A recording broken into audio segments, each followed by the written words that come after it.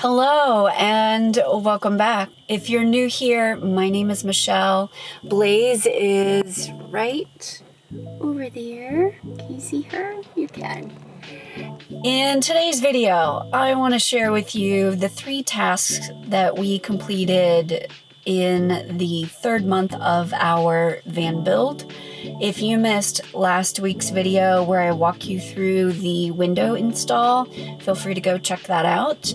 But in today's video, I'm going to share with you the challenge that I came up against with the water tanks. And the second is that I installed exterior lights. And the third is that my dad pre-wired the DC to DC charger. I used to own a 2018 Airstream base camp.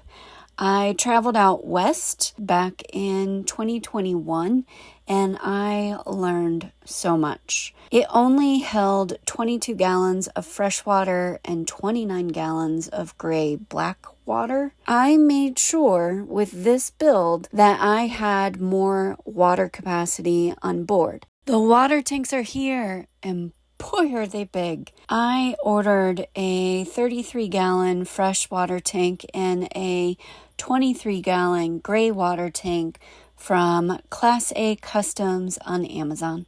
I'll drop a link below in the description. The challenge with the water tanks is that they're just too damn big for where I wanted to put them.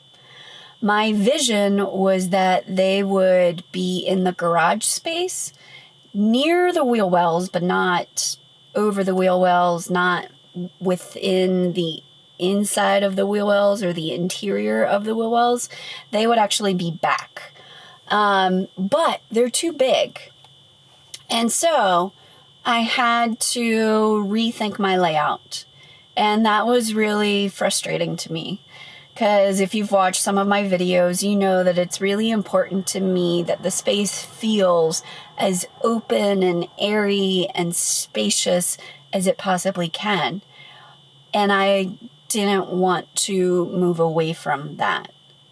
So I spent a couple days actually in Canva just jiggering and moving everything around, and I sat in the van. My mom and I taped out some different scenarios, and eventually we taped out the one that I chose. Here's where I ended up. You still have the wet bath behind the driver's seat. Then we had to make a galley kitchen. So we have the sink. There's still overhead cabinets are in the same place, but we ended up making U-shaped seating, and you'll see that the U, the underside of the U is where the fresh water tank is.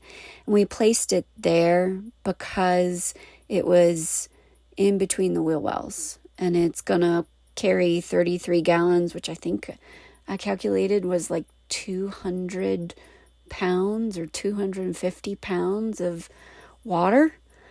And then we nestled on the other side as close to the wheel wells as possible, the 2 batteries that I ended up. They're under the garage, whereas the freshwater tank is under that U-shaped bench seat. And that U-shaped bench seat has swivel table, serves as a desk, an extra workspace, a place I can put things. It works out. There's storage, lots of storage. And then on the passenger side, I've got a set of drawers. And then I still have the cooktop and the fridge stacked. Do yourself a favor and don't purchase anything until you've measured. Okay? That's my tip to you. Today's project is installing exterior scene lights. So I've got these exterior scene lights that I found on Amazon, and for the rear ones I created a template using painter's tape. So I just attached it to the back of the light and then marked the holes. You can see I've already drilled through them. And then once the holes are drilled, paint them. Even used a Q-tip to get to the interior of the hole. The other thing that I learned is to not attach this super sticky gasket. Like I can attach it on one side, but then I use one of the pieces of plastic and cover it on the bottom half so that when I'm installing the light, it doesn't get stuck before I've completely figured out how to position it and get it secured. So yeah, I'm gonna work on putting one right above there to serve as an exterior light as I'm approaching the sliding door. So almost done. Then I gotta run wires for them. There's the exterior scene light / porch light. All done. This is the third time that my dad has installed a DC to DC charger. And so I just let him run with it. Here he's starting to run the wires from the alternator battery connection points to the back of the van. If you have a Ford Transit and you need to connect to the battery, they are under the driver's seat, which means that while you're working on this project, you can't drive your van anywhere. Dad knew exactly what he needed to do, and so I kind of played nurse, where he would say scalpel or wrench or a twist tie, and I would go get those things and make sure he had exactly what he needed. What did I learn from this process? The first thing I learned is that your vision will most likely change. And that could be the products that you decide to use, the color scheme, the layout, measurements, all those things could change. And to give yourself permission to follow the flow, because the more you resist it, the more you're going to struggle. And at the end of the day, it's all going to work out. So just go with it. Okay. And make sure you measure. Speaking of measuring, make sure you measure product and the space in which you think it's going to fit in before you order. That's it. Do your due diligence. Don't get too excited.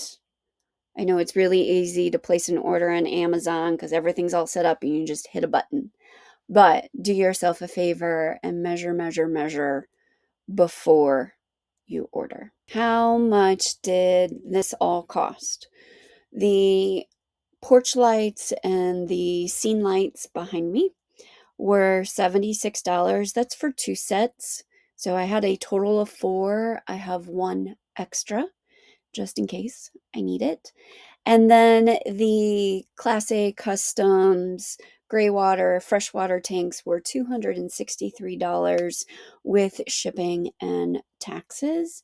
I didn't include the pre-wiring for the DC to DC charger. There's components involved that'll come out in the wash when we get to like the grand total of everything. Our current running total comes to $3,641. Not bad for 3 months, considering my budget was between $1,200 and $1,500 per month. So we're doing pretty good. And that's the end of month 3. I'll leave you with these images from the Gardner entrance to Yellowstone. And if you liked this video, please subscribe and share, and we'll see you next week.